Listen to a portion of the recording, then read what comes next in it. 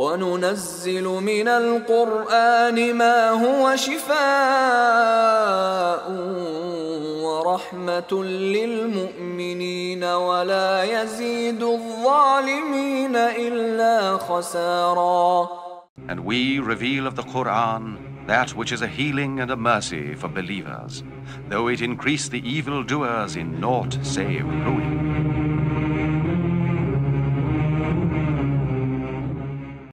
بسم اللہ الرحمن الرحیم. السلام علیکم ناظرین. پروگرام اسرار رحمت کے ساتھ میں آپ کا میزبان جمیل حسن حاضر خدمت. آپ یہ پروگرام ہر اتوار کی شب 8 بجے dish network channel 680 TV 1 سے ملاحظہ فرماتے ہیں. ناظرین، آپ کے نفسیاتی، معاشرتی اور روحانی مسائل کا حل قرآن مجید اور سنت رسول کی روشنی میں دینے کے لیے دور جدید کی انتہائی علمی، روحانی اور پرشفیق شخصیت حضرت مولانا مفتی منیر احمد اخون صاحب ہمارے درمیان موجود ہیں. آئیے ان سے گفتگو کا آغاز کرتے ہیں. السلام علیکم حضرت. وعلیکم السلام. کیسے حال ہیں آپ کے؟ الحمدللہ خیریت ہے اللہ کا. ماشاء اللہ. ناظرین، جیسا کہ آپ جانتے ہیں کہ پروگرام کے شروع میں ہم مختلف اولیاء کاملین کے بارے میں حضرت سے سیکھتے ہیں. آئیے جانتے ہیں کہ آج حضرت ہمیں کس ولی کامل کے بارے میں ارشاد فرماتے ہیں. جی حضرت. نحمدہ ونصلی ونسلم علی رسول الکریم. اما بعد، تذکرہ اولیاء کے حوالے سے آج ہماری 11ویں مجلس ہے.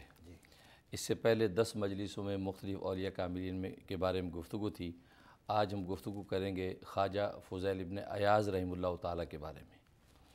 اللہ تبارک و تعالیٰ نے ان کو بہت بلند مقام عطا فرمایا تھا، اور یہ سلسلہ چشتیہ کے سرخیل ہیں. اصل ان کا وطن کوفہ ہے اور ان کی ولادت سمرقند یا بخارا میں ہوئی ہے. ان کو اس قدر عظمت حاصل ہے کہ ان کے اور سرکار دو عالم صلی اللہ علیہ وسلم کے درمیان صرف 3 واسطے ہیں. ان کے شیخ خواجہ عبدالواحد ابن زید، اور اس کے بعد خواجہ حسن بصری، پھر باب العلم والقضاء حضرت علی مرتضیٰ رضی اللہ تعالیٰ عنہ، اس کے بعد سرکار دو عالم صلی اللہ علیہ وسلم آتے ہیں. اور مجھ سے لے کے خواجہ فضیل ابن ایاز تک 37 واسطے بنتے ہیں. تو اللہ تبارک و تعالیٰ نے ان کو بڑے کمالات عطا کیے تھے. مجاہدہ اور ریاضت کا عالم یہ تھا کہ 5 دن تک روزہ مسلسل رکھتے تھے اور 500 رکعت نوافل روزانہ پڑھتے تھے. ماشاءاللہ. ایک مرتبہ وضو انہوں نے فرمایا تو کسی عضو کو 2 مرتبہ دھویا، کیونکہ سنت یہ ہے کہ 3 مرتبہ آزاد ہوئے جاتے ہیں، تو 2 مرتبہ وہ اس عضو کو دھویا. تو رات کو خواب میں سرکار دو عالم صلی اللہ علیہ وسلم تشریف لے آئے اور فرمایا کہ فضیل، تم سے تو یہ بڑا بعید تھا کہ تم میری سنت کو چھوڑ دو، کہ تم نے آج فلاں عضو کو 2 دفعہ دھویا، 3 دفعہ نہیں دھویا. یعنی اس سے اندازہ کریں کہ سرکار دو عالم صلی اللہ علیہ وسلم کی اپنی امت کے ایک فرد پر کیسی نظر ہے اور کیسی شفقت ہے کہ جس کا جتنا قرب و تعلق ہوتا ہے اتنی ہی آپ اس کی نگرانی فرماتے ہیں.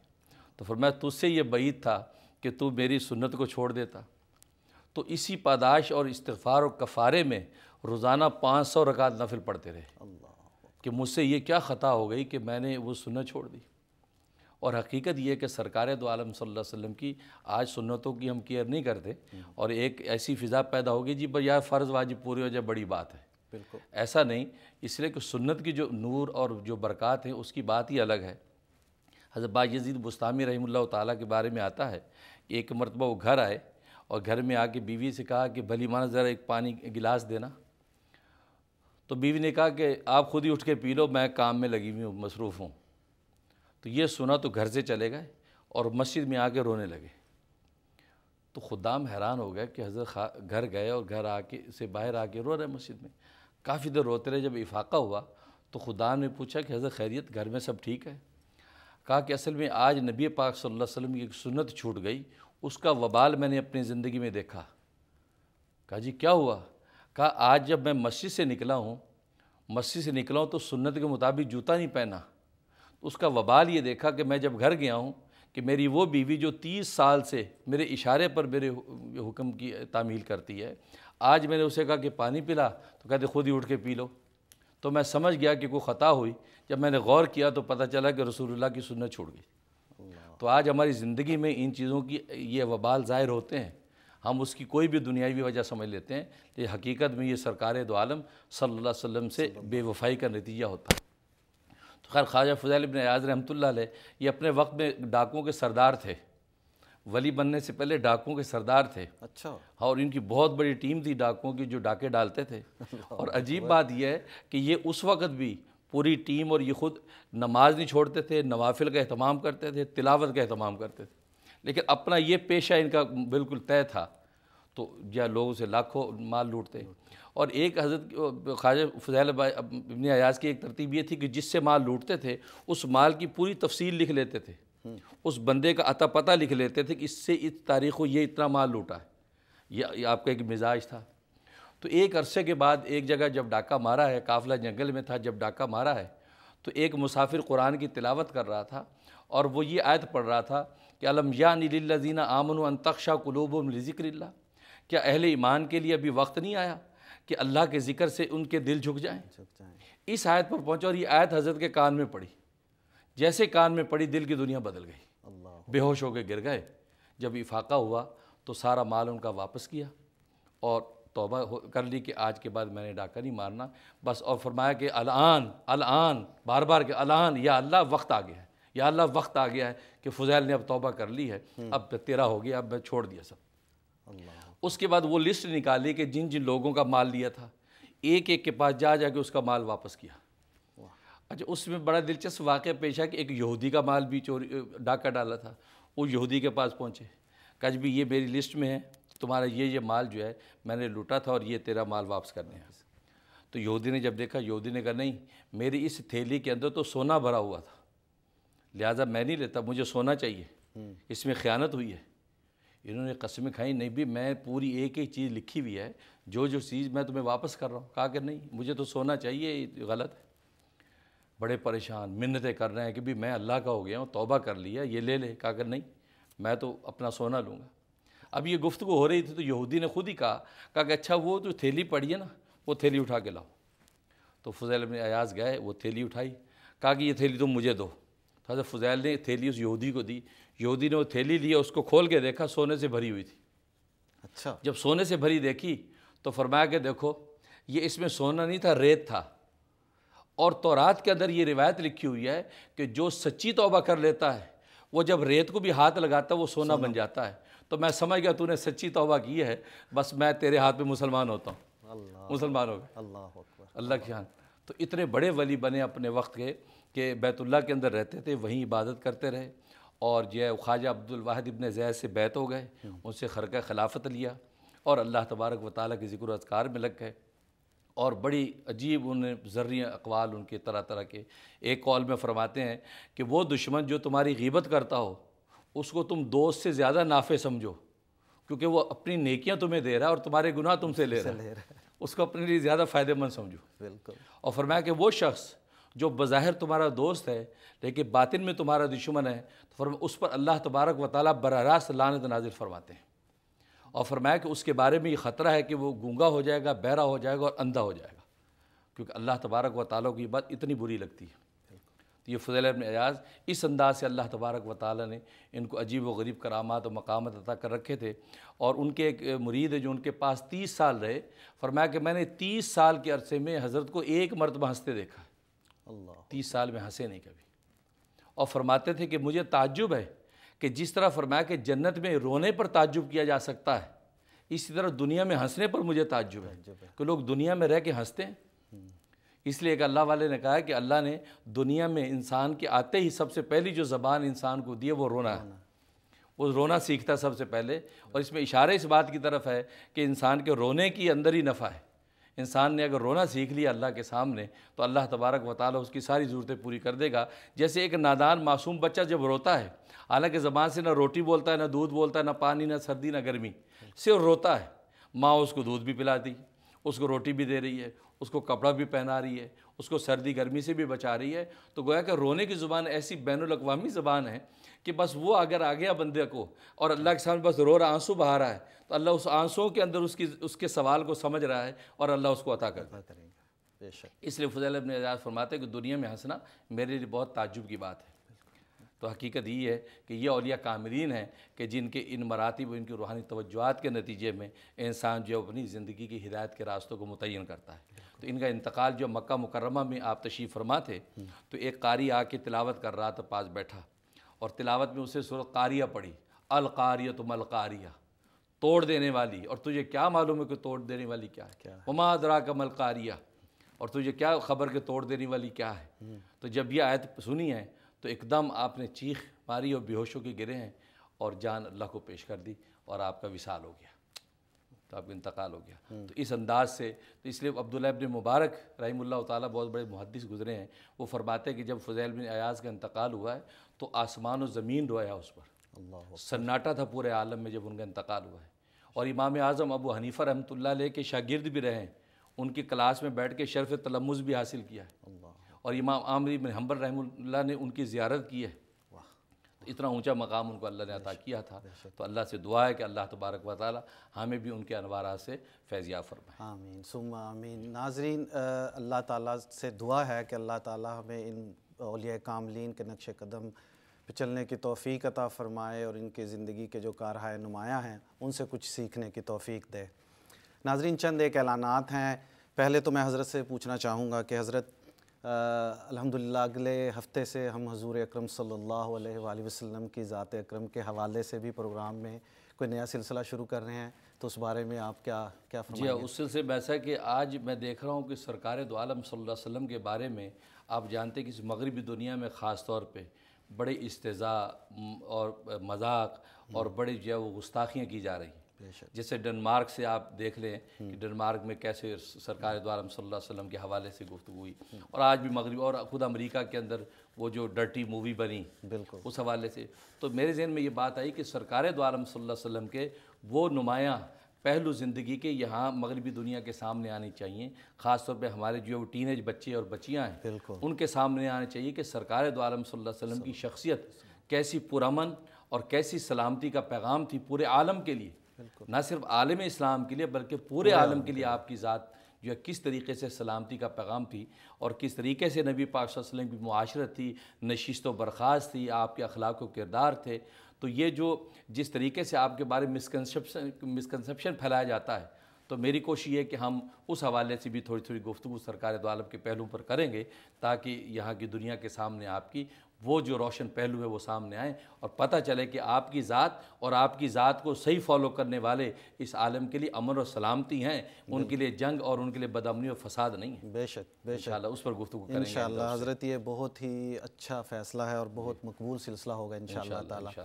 حضرت، آج کل آپ کو پتہ ہے کہ پاکستان میں الیکشن کا وقت ہے، تو اس حوالے سے بھی میں آپ سے پوچھنا چاہوں گا کہ پہلے تو آپ دعا فرمائیں کہ اللہ تعالیٰ جو ہے وہاں پہ الیکشن خیر خیریت سے یہ مرحلہ مکمل ہو، اور دوسرا میرے آپ سے یہ سوال ہے کہ آئندہ جو بھی حکومت آئے تو اس سلسلے میں قرآن و سنت کی روشنی کے حوالے سے آپ کی کیا تجویز ہوگی کہ کس طرح آئندہ آنے والی حکومت جو ہے وہ اسلامی جو پاکستان ہے اس کی اقدار کو اور اس کی روایات کو جو ہماری گزشتہ رہنماؤں نے جس بیس پہ پاکستان کی یہ مملکت بنائی تھی ان کو نہ صرف زندہ رکھ سکے بلکہ اس میں مزید ترقی ہو۔ اصل میں اس سلسلے میں سیدھی سادہ بات، پہلی بات تو میں کوئی سیاسی آدمی ہوں نہیں، لہٰذا کوئی سیاسی تبصرہ کرنا تو بارہ میری بساط میں نہیں۔ باقی یہ کہ میں اسلامی اسکالر ہوں تو اسلامی کے لیے ضرور میں اس پر ایک گفتگو کروں گا۔ اصل میں وہاں آج کل یہ شور ہے کہ شفاف الیکشن ہونے چاہیے، ایماندار حکمران آنے چاہیے، ٹیلنٹڈ لوگ آنے چاہیے۔ میری آبزرویشن یہ ہے کہ اگر شفاف الیکشن ہو بھی جائیں اور ایماندار حکومت آ بھی جائے تو بھی میں سمجھتا ہوں تبدیلی کا زیادہ امکان نہیں ہے جب تک کہ دو کام نہ کیے جائیں۔ جی، وہ دو کام کہ جب سب سے پہلی سلیکشن اور پہلا الیکشن اس آسمان و زمین کی کائنات میں اس کو دیکھیں۔ اللہ نے سب سے پہلی سلیکشن آدم علیہ السلام کی جی، اور اپنا نائب بنایا، صحیح، اور الیکشن ہوا کہ سارے فرشتوں نے سجدہ کیا، سب نے الیکٹ کیا۔ بالکل، اپوزیشن کون بنی؟ ابلیس۔ صحیح، ابلیس اپوزیشن بنا۔ اس اپوزیشن کی بنیاد کیا تھی؟ دو چیزیں تھیں، دو برائیاں اس کی بنیاد تھی، ایک کبر اور ایک حسد۔ اس نے اللہ کے حکم سے کبر کیا کہ سجدہ نہیں کیا، اور آدم علیہ السلام سے حسد کیا کہ یار یہ میری سیٹ لے رہا ہے، مجھے توقع تھی میں نائب بنتا۔ تو کبر اور حسد یہ دو وہ مرض ہیں جو ابتدائے آفرین سے وجود میں آئے اور آج تک شیطان اور ذریت آدم کی جنگ چلی آ رہی ہے۔ بالکل یہی بات میں کہتا ہوں کہ جب تک یہ دو مرض اس ہماری عوام و حکمران میں سے نہیں نکلیں گے اس وقت تک وہاں کوئی تبدیلی نہیں آ سکتی۔ حسد یا کبر کسے کہتے ہیں؟ اس کا سادہ سیدھا معنی کبر کہتے ہیں، کبر کہا جاتا ہے حق کو نہ ماننا، کبر کہتے ہیں حق کو نہ ماننا، اور حسد کہتے ہیں سامنے والے کی ذلت چاہنا، بس یہ حسد ہے۔ یہ دو عنصر ہماری عوام میں بھی موجود ہیں اور ہمارے حکمرانوں میں بھی موجود ہیں کہ کوئی کسی دوسرے کی حق کی بات کو ماننے کا حوصلہ نہیں رکھتا اور ہر ایک دوسرے کی ذلت چاہنے میں خوشی محسوس کرتا ہے۔ جب عوام حکمران یہ اپنا رویہ جب تک تبدیل نہیں کریں گے، اگر ایماندار حکومت آ بھی جائے، شفاف حکومت آ بھی جائے، تو اپوزیشن اپنی بدنیتی کے نتیجے میں کہیں تو کبر کرے گی کہ حق کو نہیں مانے گی، ان کا صحیح کام جو ملک و قوم کی ترقی کا بھی اگر باعث ہوگا تو اس میں بھی کیڑے نکالے گی، لہذا ان کی ٹانگیں کھینچے گی، اور حسد کرے گی، ان کی ذلت چاہے گی، سیاسیات یا جذبات کے نتیجے میں ان کو ذلیل کرنے کی کوشش کرے گی۔ تو نتیجہ کیا ہوتا ہے کہ ایماندار حکمران بھی سیر پر آ کر 5 سال اپنی کرسی کو بچانے کی کوشش کرتا رہتا ہے، ملک کے لیے کچھ نہیں کر پاتا۔ بالکل، کہیں عدم اعتماد کی تحریک کا اس کو خوف ہو جاتا ہے، کہیں کسی دوسری چیز کا خوف ہو جاتا ہے، نتیجہ کیا ہوا؟ اس کے نتیجے میں حکومت جو ہے کچھ بھی نہیں کر پاتی۔ تو میری درخواست یہ ہے کہ عوام ہو یا حکمران اپنے میں سے کبر نکال دیں، اگلے کی حق بات کو تسلیم کرنے کا حوصلہ پیدا کر دیں، دوسرا حسد کو نکال دیں، اگلے کی ذلت نہ چاہیں، یعنی اگلے کی مد مقابل کی عزت کے خواہاں نہ ہوں، کیونکہ عزت کسی کی چاہنا بہت بڑے حوصلے کی بات ہے، چلو مان لیا وہ نہ چاہیں، لیکن اگلے کی ذلت اور رسوائی کے خواہاں تو نہ ہوں۔ لیکن وہاں یہ ہے کہ دونوں مرض موجود ہیں، اور یہ مرض جب تک اگر رہیں گے اس وقت تک وہاں کسی تبدیلی کی کوئی توقع نہیں۔ ایماندار حکمران بھی آ جائے گا تو جب فالوئنگ نہیں ہوگی، جب بیوروکریٹس کی مدد نہیں کریں گے، جب انتظامی امور جو اس کی مرضی کے مطابق نہیں چلیں گے تو ملک کیسے ترقی کر سکتا ہے؟ تو دعا یہ کہ اللہ تبارک و تعالیٰ تزکیہ کر دے۔ تعلیم کافی نہیں ہے، تزکیے کی ضرورت ہے کہ قلوب ہمارے عوام و حکمران کے ان دو امراض سے پاک ہو جائے، ان میں حسد نہ رہے، ان میں کبر نہ رہے۔ انشاءاللہ جو آپ دیکھیں کہ ملک جو ہمارا جو ترقی کرے گا دنیا کے لیے نظیر بن جائے گا انشاءاللہ تعالی۔ ناظرین، کال لینے سے پہلے میں ایک ضروری اعلان کرنا چاہوں گا کہ آج مہینے کا پہلا ہفتہ ہے اور حضرت بیعت فرمائیں گے۔ جن حضرات نے بیعت کے لیے اپنے نام دیے ہیں پلیز وہ آخری بریک کے بعد فون لائن پر موجود رہیں۔ آئیے اب کال کا سلسلہ شروع کرتے ہیں۔ علینا ہے نیو یارک سے۔ جی السلام علیکم۔ ہیلو، السلام علیکم۔ وعلیکم السلام۔ جی السلام علیکم حضرت۔ وعلیکم السلام۔ حضرت میں نے آپ سے کویشچن پوچھنا تھا نقاب کے بارے میں۔ جی جی۔ جب سورہ احزاب میں اس کا بہت صاف صاف بتایا گیا کہ اپنے چہرے ڈھانپ لینے چاہیے، تو پلیز یہ ایکسپلین کر دیں کہ اس کے بارے میں کیا ایشو ہے علماء کا، کہ آدھے کہتے ہیں کہ کرنا چاہیے منہ کا کور نقاب اور آدھے کہتے ہیں کہ نہیں کرنا چاہیے۔ اور دوسرا یہ سوال ڈیجیٹل فوٹوگرافی کے بارے میں ہے کہ جو پکچرز لیتے ہیں آج کل کیمراز کے ساتھ، کیا وہ جائز ہیں لیونگ تھنگس کی پکچرز لینا یا انسانوں کی؟ بس یہی سوال ہے۔ Thank you. دونوں ہی بہت اہم سوال ہیں حضرت۔ جہاں تک پہلے سوال کا تعلق ہے، اس سلسلے میں تفصیلی فتویٰ میرا یوٹیوب پہ انٹرنیٹ پہ موجود ہے، اور اس فتویٰ جو ہے وہ خلاصہ ہے کس کا؟ مفتی اعظم پاکستان مفتی شفیع صاحب رحمۃ اللہ علیہ، ان کا فتویٰ ہے اس نقاب کے حوالے سے۔ انہوں نے 3 کیٹیگریز ذکر کی ہیں۔ اصل میں نقاب کے حوالے سے قرآن کریم اور احادیث طیبہ میں 3 طرح کی چیزیں آتی ہیں۔ کہیں تو نقاب کا حکم دیا گیا ہے، کہیں وقرنا فی بیوتکن کہا کہ قرآن نے کہا گھر سے نکلیں ہی نہ عورتیں، اور کہیں چہرہ اور ہاتھ پیر کھولنے کی اجازت دی گئی ہے۔ 3 طرح کی روایتیں ہیں۔ اب اگر ان 3 طرح کی روایتوں کو تطبیق کر کے اپنے اپنے مقام پہ نہیں رکھیں گے تو کنٹروورسی پیدا ہوگی۔ لہٰذا مفتی اعظم پاکستان مفتی شفیع صاحب رحمۃ اللہ علیہ نے اس کی تفصیل یہ کی ہے کہ اصل حکم تو عورت کے لیے یہی ہے کہ وقرنا فی بیوتکن، اگر اس کو گھر سے باہر نکلنے کی کوئی طبی یا کوئی جو معاشرتی ضرورت نہیں ہے تو اپنے گھر کی 4 دیواری سے پردہ کرے، گھر میں بیٹھے، وہ باہر نکلے ہی نہ، وہ اس لیے قرآن کی آیت موجود۔ اور دوسرا فرمایا کہ جس کو باہر نکلنے کی معاشرتی یا کوئی طبی ضرورت ہے کہ باہر نکلنا، اس کو معاشرتی ضرورت ہے، کاروباری تجارتی ضرورت ہے، اور دوسرے جیسے آج کی دنیا میں، تو فرمایا اس میں پھر 2 صورتیں ہیں۔ اگر تو فرمایا کہ اس کے نقاب کرنے میں کسی قسم کی کوئی تنگی اور ایذا کا اندیشہ نہیں ہے، معاشرے اور ماحول کے اندر سوسائٹی میں کوئی ایسی چیز نہیں جو اس کو ایذا پہنچا سکتی ہے، یا خود اس کے لیے کسی قسم کی ایذا کا اندیشہ نہیں ہے، تو اس کو پھر نقاب کرنا چاہیے، صرف آنکھیں کھولنی چاہیے، باقی پورے بدن کو ڈھانپ کر باہر نکلنا چاہیے۔ لہٰذا اس سلسلے میں قرآن کریم میں بھی احکام موجود، حدیثیں بھی موجود۔ اور فرمایا لیکن اگر باہر ایسے حالات ہیں کہ اس کو چہرہ کھولنے میں ایذا کا اندیشہ ہے، خود اپنے آپ کو ایذا کا اندیشہ ہے یا سامنے والے معاشرے میں کسی قسم ایذا کا اندیشہ ہے، تو اس صورت میں فرمایا کہ چہرہ کھولنے کی اجازت ہے، ہاتھ اور پیر کھولنے کی اجازت ہے۔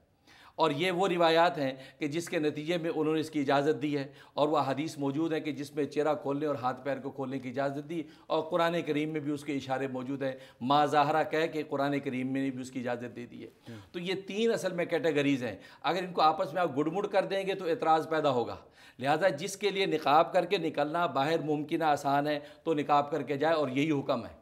لیکن آج کی دنیا میں جیسے سیکورٹی ریزنز ہیں، سیکورٹی پرابلمز ہیں، مغربی دنیا میں پرابلمز ہیں، آپ ایسے حساس جگہوں پہ جاتے ہیں، ایئرپورٹ جاتے ہیں یا اور حساس اداروں میں جاتے ہیں، وہاں وہ کہتے ہیں نقاب ہٹائیں جی، ہمیں ذرا چہرہ دکھائیں۔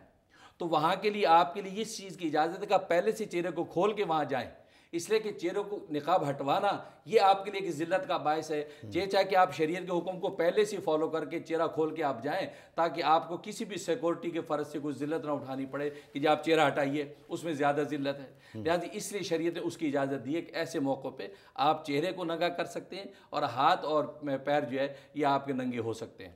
اس سے تفصیلی دلائل حدیثوں کو میں نے فتوے میں دے دی ہیں، اور یہ مفتی اعظم پاکستان مفتی شفیع صاحب رحمۃ اللہ علیہ کا فتویٰ ہے، اور اس کے مطابق آپ اگر فالو کریں گے تو ہر چیز اپنے اپنے پر فالو ہوگی، کسی کو دوسرے پر کوئی اعتراض نہیں ہوگا۔ حضرت مختصراً ڈیجیٹل فوٹوگرافی ہاں، دوسرا جو بتایا ڈیجیٹل جو فوٹو ہے وہ مفید مقاصد کے لیے اس کے کھینچنے کی اجازت ہے، جیسے کیمرے کے یہ سیل فون میں ہے یا دوسرے ڈیجیٹل ہے یا فیس بک پہ، انٹرنیٹ پہ، تو مفید مقاصد کے لیے اور اسی طرح اشاعت دین اور دفاع اسلام کے لیے اگر اس کو کھینچا گیا اور اس کو استعمال کیا جائے اس میں کوئی مذاکرہ نہیں ہے۔ وہ شرعاً وہ فوٹو کی اور تصویر کی جو تعریف ہے، جو ڈیفینیشن ہے، جس پر قرآن و حدیث کے اندر مذمت آئی ہے وہ اس کے اندر داخل نہیں ہے۔ لہذا شیخ الاسلام مولانا تقی عثمانی صاحب دامت برکاتہم العالیہ نے اس پر تفصیلی گفتگو کی ہے، اپنے فقہی مقالات کے اندر پورا فتویٰ اس پر جاری کیا ہے کہ یہ تصویری کے حکم میں نہیں ہے، مفید مقاصد کے اس کو استعمال کیا گیا تو کوئی مذاکرہ نہیں۔ اس لیے اسی طرح ٹی وی ہے، ٹیلی ویژن کی جو تصویر ہے اس کا بھی یہی حکم ہے کہ مفید مقاصد کے لیے یا اشاعت دین دفاع اسلام کے لیے اس کو اس کی اجازت ہے۔ باقی تفریح کے لیے، خام خواہ تفریح کے لیے ایسی چیزوں میں انوالو ہونا یہ شریعت کو پسند نہیں ہے، اس سے اجتناب کرنا چاہیے۔ ماشاءاللہ، جزاک اللہ۔ ناظرین، وقت ہوا ہے ایک بریک کا۔ بریک پہ جانے سے قبل ہم اپنے اسپانسر KCB کے انتہائی مشکور ہیں کہ وہ ہمارے اس پروگرام میں ہمارے اسپانسر ہیں، بہت عرصے سے ہیں۔ ان کی تمام پروڈکٹس حلال ہیں، اینیمل شارٹننگ بالکل بھی ان کے پروڈکٹس میں استعمال نہیں کی جاتی۔ ان کے کیک رس اور باقر خانیوں کا تو آپ سب کو معلوم ہے کہ کوئی جواب ہی نہیں ہے، اور میں بذات خود میری پوری فیملی جو ہے ان کی پروڈکٹس کی بہت ہی دل دادہ ہے۔ اور ان کی ایک بات جو بہت اہم ہے، جو بہت سے ناظرین کو شاید پتہ نہ ہو، کہ ان کی جو باقر خانی ہے اگر اس کو آپ اوون میں 10 سیکنڈز تک گرم کر لیں اور اس کے بعد اس کو چکھیں تو آپ کو ایسا ہی محسوس ہوگا کہ جیسے ابھی چند سیکنڈ پہلے ہی اوون سے اس کو لیا گیا ہے۔ تو آپ ان کی پروڈکٹس جو ہیں ضرور ٹرائی کیجئے۔ ہم ایک چھوٹی سی بریک کے بعد انشاءاللہ دوبارہ حاضر خدمت ہوتے ہیں، ہمارے ساتھ رہیے۔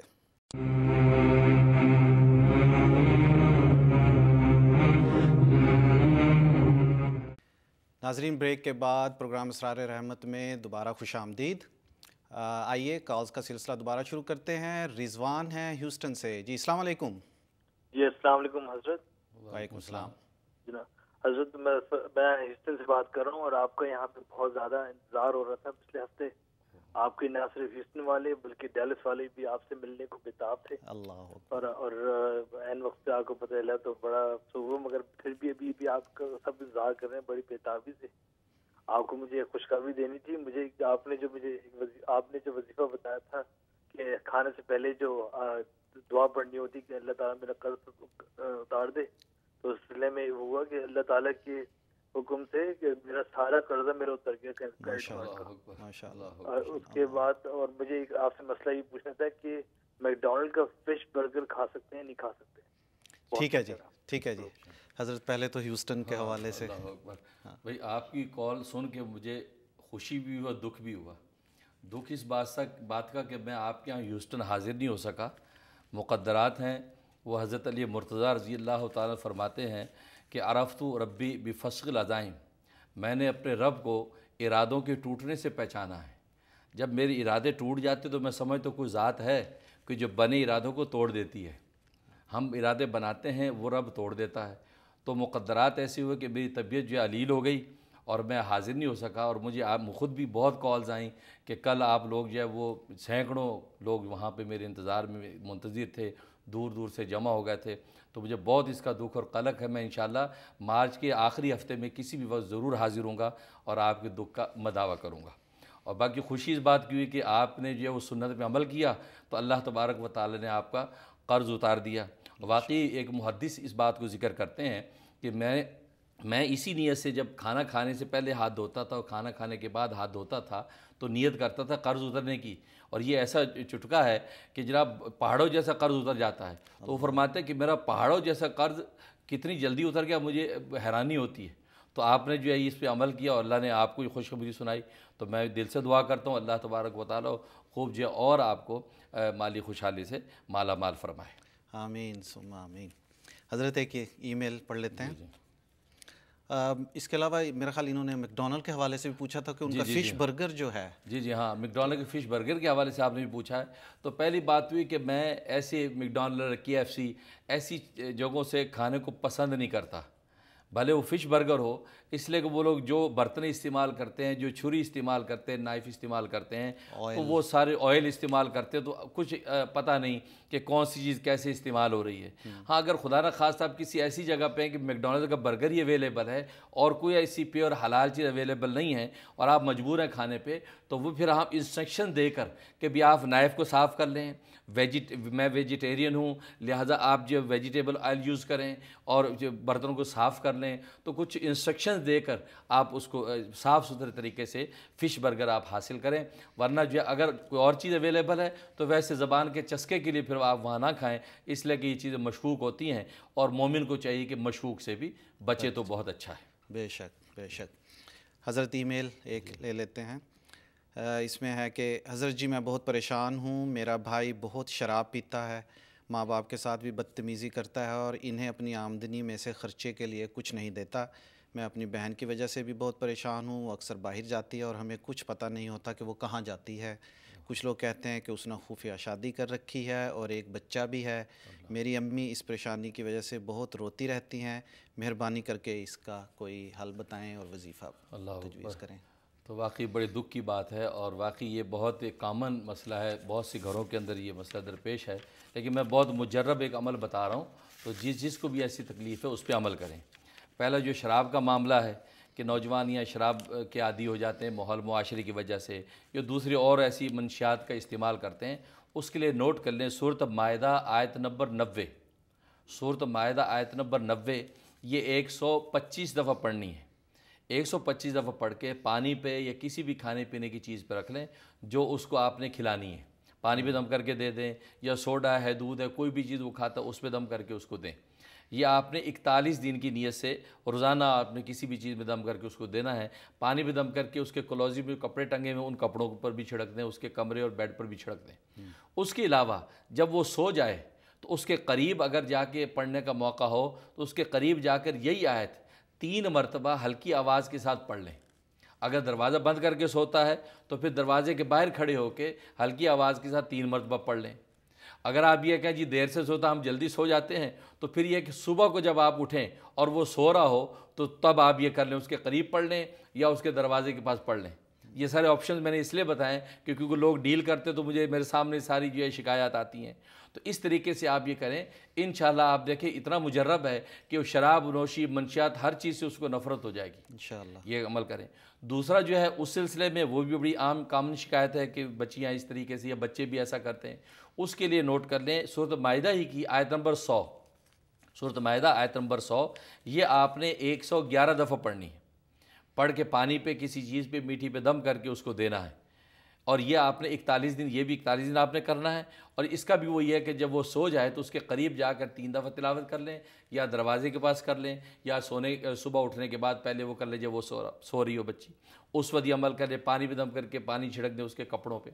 تو یہ بھی آپ 41 دن کر لیں. آپ دیکھیں گے انشاءاللہ 41 دن سے پہلے اللہ تبارک و تعالیٰ ان کے دل میں ان چیزوں کے نفرت ڈال دیں گے اور گھر میں اطمینان سکون سے رہیں گی. اور میں بھی دل سے دعا کرتا ہوں اللہ تبارک و تعالیٰ اس آپ کے بیٹے اور بیٹی دونوں کے دل کو پاک کر دے. آمین آمین. ہمارے اگلے کالر ہیں عزیز نیو یارک سے. جی السلام علیکم. السلام علیکم. وعلیکم السلام. آپ کو اور حضرت کو میرا سلام ہو. وعلیکم السلام. میں نیو یارک سے بول رہا ہوں. میرا نام عزیز ہے. جی جی. میں حضرت سے بہت عقیدت احترام ہے اور ہمارے گھر میں ایک چھوٹا کمرہ ہے مسجد کے طور پہ استعمال کرتے ہیں. ماشاءاللہ. وہاں پر حضرت کا شجرہ بھی ہم نے لگایا ہوا ہے. ماشاءاللہ. میں نے بات کرنی تھی ایک خواب کے بارے میں. جی ضرور پوچھیے. یہ ہے کہ ایک 2-3 ہفتے پہلے کی بات ہے کہ خواب میں کیا دیکھتا ہوں کہ ایک بیابان ہے اور بہت بڑا محل سا ہے. سارے لوگ دوڑ رہے ہیں, میں بھی دوڑ پڑا. میں نے کس سے پوچھا کیا بات ہے. کس نے مجھے کہا کہ بھائی حضور صلی اللہ علیہ وسلم خطبہ ارشاد فرما رہے. میں نے بہت کوشش سے اندر داخل ہوا اور اگلے صف پہ گیا. میری خوش قسمتی ہے کہ حضور صلی اللہ علیہ وسلم کی ایک جھلک مجھے نصیب ہوئی, 1 سیکنڈ کی. میری آنکھ کھل گئی, پھر میں سو گیا. پھر کیا دیکھتا ہوں, پھر ایک میدان ہے, لوگ سارے جمع ہیں, ہر ایک کی یہ کوشش ہے کس طرح میں آگے جاؤں. میں بھی بڑی کوشش سے آگے گیا تو کس نے مجھے کہا کہ بھائی کوشش کریں آگے جائیں. حضور صلی اللہ علیہ وسلم تخت پہ تشریف فرما ہیں اور باہر آ رہے ہیں. تو میں کیا دیکھتا ہوں, اس دوران حضور صلی اللہ علیہ وسلم کے تخت کو 4 آدمیوں نے کندھا دیا ہوا ہے. اس 4 آدمیوں میں ہمارے حضرت منیر صاحب, مفتی منیر صاحب آگے ہیں, ان کے کندھوں پہ حضور صلی اللہ علیہ وسلم کا تخت مبارک ہے. اس نے مجھے دیکھا, نے کہا برخودار آپ اچھی جگہ پہ آئے تو آپ کوشش کر کے اس تخت کو چھوئیں.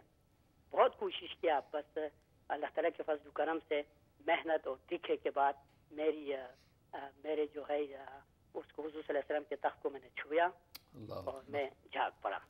ماشاءاللہ, بہت خوبصورت خواب ہے. آئیے حضرت سے اس کی تعبیر پوچھتے ہیں. جی جی حضرت.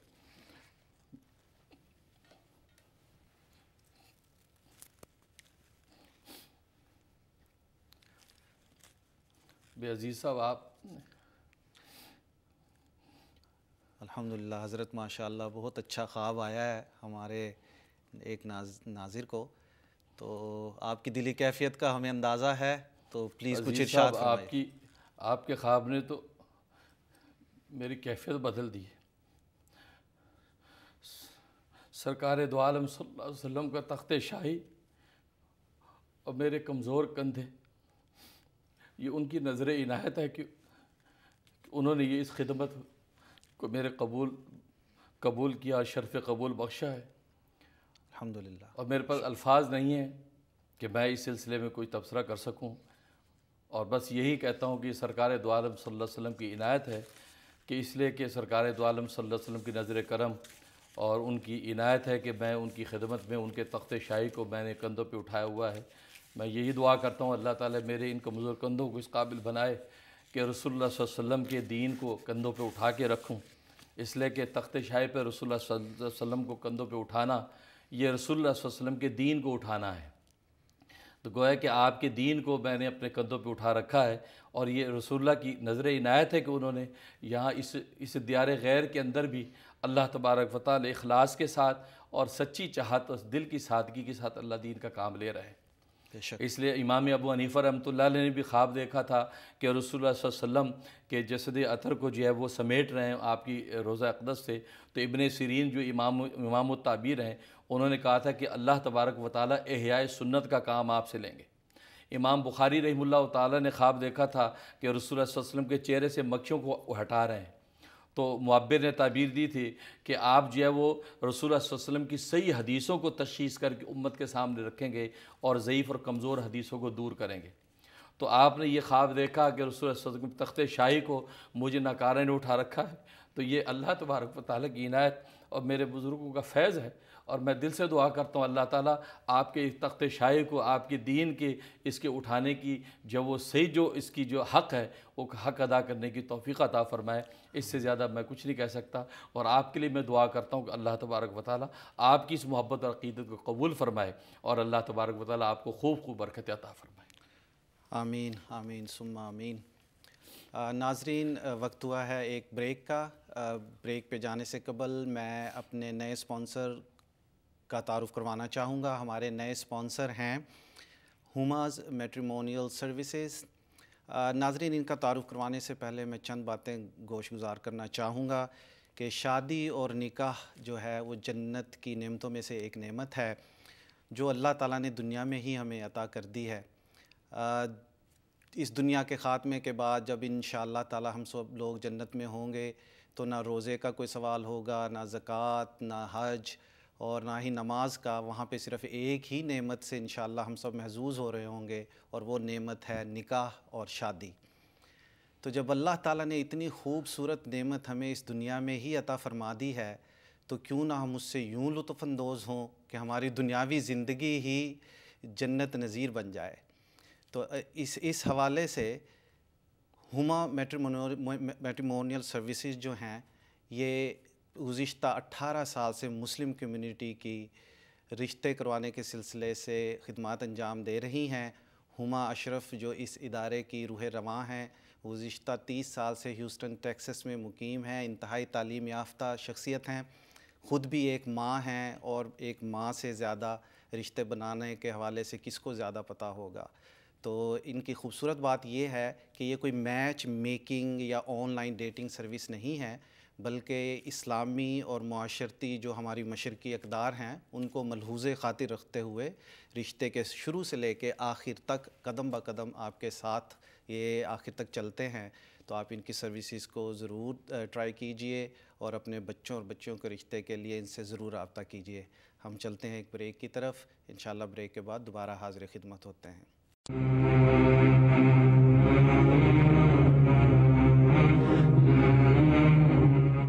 پروگرام میں دوبارہ حاضر خدمت ہیں. کال لیتے ہیں. سلطانہ ہیں اٹلانٹا سے. جی السلام علیکم. جی السلام علیکم. سوال آپ کا. ہاں ہلو حضرت صاحب. جی جی ہلو. جی جی وعلیکم السلام.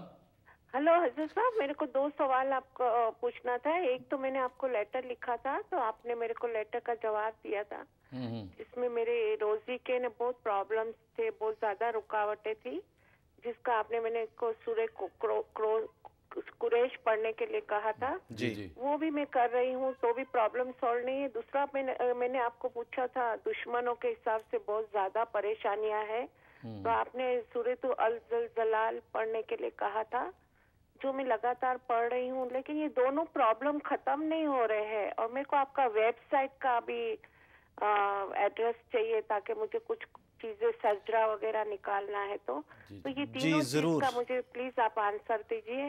جی میں ہم حضرت سے پوچھتے ہیں. ایک روزی کا جو پرابلم ہے سورہ قریش پڑھ رہی ہوں لیکن ختم نہیں ہو رہا ہے. ٹھیک ہے جی انشاءاللہ. جی اس کے لیے ایسا کریں کہ آپ اگر یہ دونوں وظیفے آپ نے 41 دن پڑھ لیے ہیں تو پھر آپ چینج کر لیں. میں ایک اور وظیفہ آپ کو دیتا ہوں تو وہ آپ شروع کر لیں تو انشاءاللہ اللہ کے رحمت سے پرابلم حل ہو جائے گا. اور وہ سورۃ علم نشرہ یہ آپ نے 125 دفعہ پڑھنا ہے. 125 دفعہ عشاء کے بعد پڑھیں. اول آخر 11 مرتبہ درود شریف 41 دن کی نیت سے شروع کر لیں. پانی بھی دم کر کے پانی بھی گھر میں چھڑک لیں اور دعا کرتے رہیں. انشاءاللہ اللہ کی رحمت سے آپ کا یہ مسئلہ حل ہو جائے گا. اس لیے کہ یہ سب اسرار رحمت ہیں، اللہ کی رحمت کے اسرار ہیں. کبھی کسی کی دعا قبول ہو جاتی ہے، کوئی انتظار میں بیٹھا ہے. اس سے آپ پریشان نہ ہو کہ فقیر کا کام مانگنا ہے، صدا لگانا گلی میں. اب سخی داتا جب چاہے گا خیرات ڈال دے گا. ہمارا کام مانگنا، آپ مانگتے رہیں. تو کیونکہ ہمارے پاس تو ایک ہی دروازہ ہے. شاہ متوکل رحمۃ اللہ علیہ کے ایک مرید تھا. شاہ متوکل جو ہے لبیک کر رہے تھے تو آواز آتی تھی لا لبیک، تمہاری لبیک قبول نہیں ہے. تو کئی دن ہو گئے تو خادم نے آگے بڑھ کے حضرت کے کان میں کہا حضرت آپ اتنے دن سے لبیک اللہم لبیک کر رہے ہیں اور آگے سے آواز آتی لا لبیک، تمہاری لبیک قبول نہیں ہے، تو یہ کب تک یہ سلسلہ چلے گا؟ تو شاہ متوکل نے کہا کہ اس در کے علاوہ کوئی اور دروازہ ہے تو بتا جہاں میں جا کے پکاروں، کیونکہ اس رب کا تو ایک ہی دروازہ ہے، اس کے پکارنے والے بہت ہیں، لیکن ہمارے پاس تو ایک ہی رب ہے پکارنے کے لیے، لہٰذا ہمیں تو اسی کو پکارنا ہے۔ یہ کہہ کے جب لبیک کہا تو آواز آئی لبیک یا عبدی، ہاں تیری لبیک قبول ہے۔ تو شاہ متوکل نے خادم سے کہا بس اللہ اتنا ہی آزماتا ہے کہ کب تک مجھے پکارتا ہے، تو بس اس پکار میں مستقیم رہے تو اللہ نے ہمیں قبول کر لیا۔ تو آپ اس سے پریشان نہ ہو، تو انشاءاللہ اس کے پڑھنے کا اجر و ثواب تو آپ کو مل رہا ہے۔ باقی یہ ہے کہ بندے کا کام پکارنا ہے، ہم پکارتے رہیں۔ تو آپ سورۃ الم نشرہ کا شروع کر دیں، آپ پریشان نہ ہو، بالکل آپ کے مسائل اللہ تبارک و تعالی حل کر دیں گے۔ باقی میری ویب سائٹ کا جو پتہ ہے مفتی منیر MuftiMuneer.org مفتی منیر.org پہ آپ جائیں تو میری ویب سائٹ کھل جائے گی، تو اگر میرا شجرہ آپ کو نکالنا ہو تو وہاں سے آپ شجرہ جو ہے پرنٹ کر سکتی ہیں۔ جی ضرور، تھینک یو۔ اگلے کالر ہیں عامر شکاگو سے۔ جی عامر السلام علیکم۔ السلام علیکم مفتی صاحب، جمیل صاحب۔ وعلیکم السلام۔ میرے دو کوشچن ہیں۔ ایک میرا کوشچن ہے کہ میرے دوست کے بہنوئی ہیں، وہ کومے میں ہیں اور ان کا فٹ پڑتا رہتا ہے، تو وہ اس کا کوئی حل بتا دیں۔ دوسرا یہ میری نوکری جو ہے کبھی ہوتی ہے کبھی نہیں ہوتی، کافی پریشانی ہے، بہت اپس اینڈ ڈاؤن چل رہے ہوتے ہیں، تو اس کے بارے میں کوئی مجرب وظیفہ بتاتے ہیں۔ جی پہلا ہے وہ کومے میں، کومے کے لیے، تو اس کے لیے آپ نوٹ کر لیں جو کومے میں جو آپ کے دوست ہیں، تو اس کے لیے آیت الکرسی میں ٹکڑا ہے لا تأخذہ سینۃ ولا نوم، لا تأخذہ سینۃ ولا نوم، یہ 101 دفعہ پڑھنا ہے، پڑھ کے اس مریض پہ دم کر دینا ہے۔ جو وہ چیز کھا رہے ہیں، دوائی ہے یا کوئی خوراک ہے، اس کے اوپر بھی دم کر دیں۔ اگر تھوڑے سے زیتون کا تیل لے کر اس کے سر کے اوپر، ٹوٹری کے اوپر مالش کر سکیں تو سر پہ تھوڑی سی مالش کر دیں، اور کانوں میں بھی ڈال سکتے ہو، تھوڑا تھوڑا کان میں ڈال دیں۔ اگر ڈاکٹر اجازت دیں تو آپ یہ بھی کر لیں کہ یہی عمل زیتون کے تیل پہ بھی دم کر کے کانوں میں ایک ایک قطرہ ڈال دیں اور سر پہ تھوڑی سی مالش کر دیا کریں۔ انشاءاللہ اللہ کی رحمت سے بہت مجرب ہے، وہ کومے سے نکل آئیں گے۔ 21 دن 21 ڈیز بلا ناغہ آپ نے یہ عمل کرنا ہے، انشاءاللہ ان کو افاقہ ہو جائے گا۔ دوسرا آپ کا نوکری کے حوالے سے سورۃ بقرہ آیت نمبر 256 پوری آیت نہیں پڑھنی، اس کا ایک آخر میں ٹکڑا ہے لن فسام لہا، لن فسام لہا، بس یہ اتنا جو پیس ہے یہ آپ نے روزانہ 101 دفعہ پڑھنا ہے۔ عشاء کے بعد پڑھیں اول آخر 11 مرتبہ درود شریف، اس میں آپ یہ نیت کر لیں کہ روزگار میرا قائم رہے اور یہ تسلسل سے رہے اور ٹوٹے نہیں، اور جو خیر و عافیت کے ساتھ یہ سلسلہ چلتا رہے، اس نیت سے دعا کریں، اور یہ 90 دن کی نیت سے آپ شروع کر لیں، انشاءاللہ آپ کا روزگار قائم رہے گا اور خیر و خوشحالی ہوگی انشاءاللہ۔ ناظرین اب چلتے ہیں ایک بریک کی طرف۔ بریک پہ جانے سے قبل میں اپنے سپانسر پی ڈی پومپی کے متعلق کچھ کہنا چاہوں گا۔ انتہائی بہترین سروس ہے ان کی پاکستان کال کرنے کے لیے، 4.9 سینٹس پر منٹ ان کے ریٹس ہیں، اور اگر آپ ان کی ویب سائٹ پہ جا کے رجسٹرڈ ہوں اور کوپان TV1 کے حوالے سے اپنا نام رجسٹر کریں تو آپ کو 50 منٹ فری بھی ملیں گے۔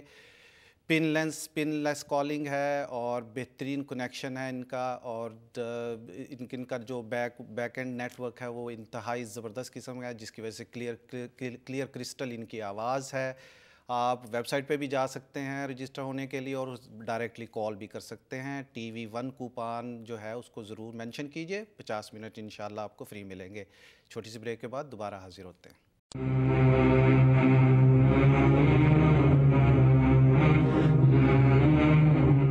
بریک کے بعد دوبارہ حاضر خدمت ہیں۔ ناظرین جیسا کہ آپ جانتے ہیں کہ اب آج بیعت کا دن ہے، تو حضرت جو ہے بہت سارے ناظرین جو بیعت ہونا چاہتے ہیں ان کو بیعت فرمائیں گے۔ حضرت بہت لمبی لسٹ ہے، نام نہیں میں لے سکوں گا، ابرار خان، عدیلہ خان، ندیم، اور بہت زیادہ لمبی لسٹ ہے، تو یہ سب حضرات اس وقت لائن پر موجود ہیں۔ تو ٹوٹل 21 لوگ جو ہیں ماشاءاللہ الحمدللہ حضرت سے بیعت ہونا چاہیں گے۔ جی حضرت بیعت کا سلسلہ شروع فرمائیے۔ تو بیعت کے سلسلے میں آپ جانتے ہیں کہ یہ ایک وہ رشتہ ہے جو میرے ذریعے سے سرکار دو عالم صلی اللہ علیہ وسلم تک آپ کا جڑ جائے گا، لہٰذا یہ بہت مقدس رشتہ ہے، اس کو پورے اہتمام کے ساتھ آپ اس کو قائم کریں۔